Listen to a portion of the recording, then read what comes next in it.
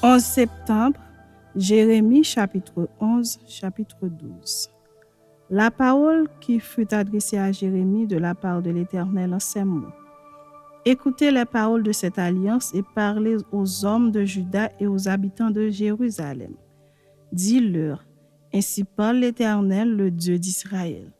Maudit soit l'homme qui n'écoute point les paroles de cette alliance que j'ai prescrite à vos pères le jour où je les ai fait sortir du pays d'Égypte de la fournaise de fer en disant, écoutez ma voix et faites tout ce que je vous ordonnerai.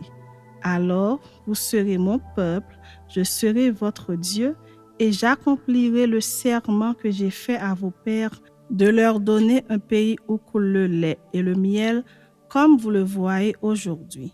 Et je répondis, Amen, Éternel. L'Éternel me dit, publie toutes ces paroles dans les villes de Juda et dans les rues de Jérusalem en disant, écoutez les paroles de cette alliance et mettez-les en pratique. Car j'ai averti vos pères depuis le jour où je les ai fait monter du pays d'Égypte jusqu'à ce jour, je les ai avertis tous les matins en disant, écoutez ma voix. Mais ils n'ont pas écouté, ils n'ont pas prêté l'oreille, ils ont suivi chacun les penchants de leur mauvais cœur. Alors j'ai accompli sur eux toutes les paroles de cette alliance que je leur avais ordonné d'observer et qu'ils n'ont point observé. L'Éternel me dit, il y a une conjuration entre les hommes de Juda et les habitants de Jérusalem. Ils sont retournés aux iniquités de leurs premiers pères qui ont refusé d'écouter mes paroles et ils sont allés après d'autres dieux pour les servir. La maison d'Israël et la maison de Juda ont violé mon alliance que j'avais faite avec leur père. C'est pourquoi ainsi parle l'Éternel. Voici, je vais faire venir sur eux des malheurs dont ils ne pourront se délivrer. Ils crieront vers moi et je ne les écouterai pas. Les villes de Juda et les habitants de Jérusalem iront invoquer les dieux auxquels ils offrent de l'encens, mais ils ne les sauveront pas au temps de leur malheur. Car tu as autant de dieux que de villes, ô Juda.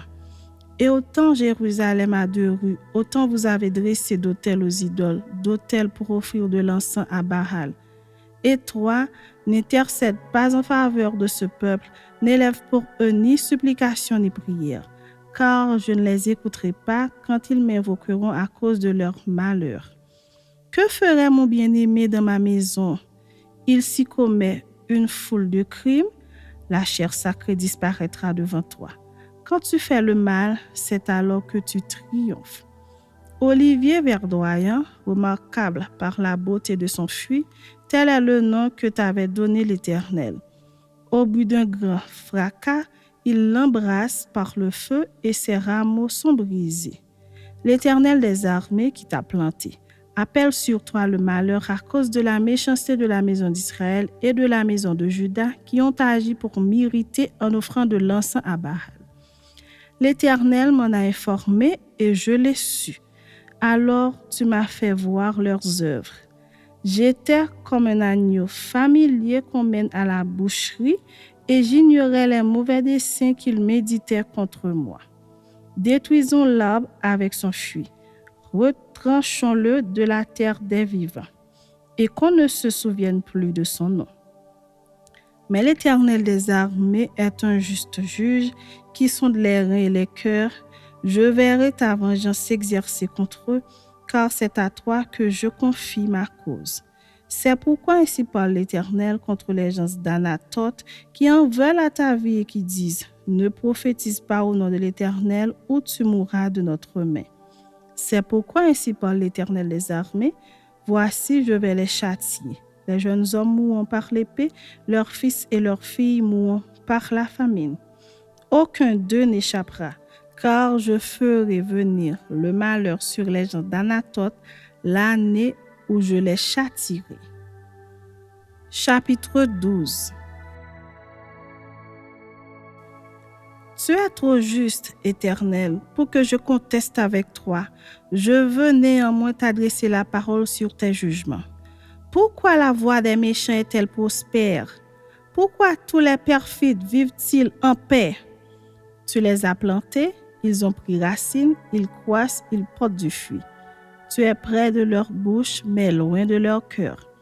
Et toi, Éternel, tu me connais, tu me vois, tu sondes mon cœur qui est avec toi. Enlève-les comme des brebis qu'on doit égorger et prépare-les pour le jour du carnage. Jusqu'à quand le pays sera-t-il dans le deuil et l'herbe de tous les champs sera-t-elle desséchée?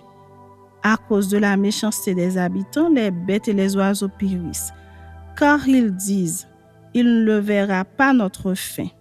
Si tu cours avec des piétons et qu'ils te fatiguent, comment pourras-tu lutter avec des chevaux? Et si tu ne te crois pas en sûreté que dans une contrée paisible, que feras-tu sur les rives orgueilleuses du Jourdain? Car tes frères eux-mêmes et la maison de ton père te trahissent, ils crient eux-mêmes à pleine voix derrière toi. Ne les crois pas quand ils te diront des paroles amicales. J'ai abandonné ma maison, j'ai délaissé mon héritage, j'ai livré l'objet de mon amour aux mains de ses ennemis.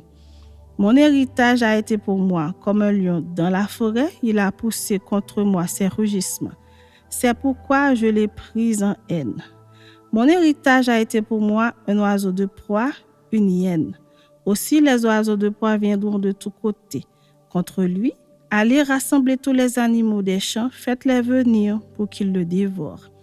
Des bergers nombreux ravagent ma vigne, ils foulent mon champ. Ils réduisent le champ de mes délices en un désert, en une solitude. Ils le réduisent en un désert. Il est en deuil, il est désolé devant moi. Tout le pays est ravagé car nul n'y prend garde. Sur tous les lieux élevés du désert arrivent les dévastateurs, car le glaive de l'Éternel dévore le pays d'un bout à l'autre. Il n'y a de paix pour aucun homme. Ils ont semé du froment et ils moissonnent des épines. Ils se sont fatigués sans profit. Ayez honte de ce que vous récoltez par suite de la colère ardente de l'Éternel. Ainsi parle l'Éternel sur tous mes méchants voisins qui attaquent l'héritage que j'ai donné à mon peuple d'Israël. Voici, je les arracherai de leur pays et j'arracherai la maison de Juda du milieu d'eux. Mais après que je les aurai arrachés, j'aurai de nouveau compassion d'eux et je les ramènerai chacun dans son héritage, chacun dans son pays. Et s'ils apprennent les voies de mon peuple, s'ils jurent par mon nom en disant « L'Éternel est vivant », comme ils ont enseigné à mon peuple à jurer par Baal, alors ils jouiront du bonheur au milieu de mon peuple. Mais s'ils n'écoutent rien, je détruirai une telle nation, je la détruirai, je la ferai périr, dit l'Éternel.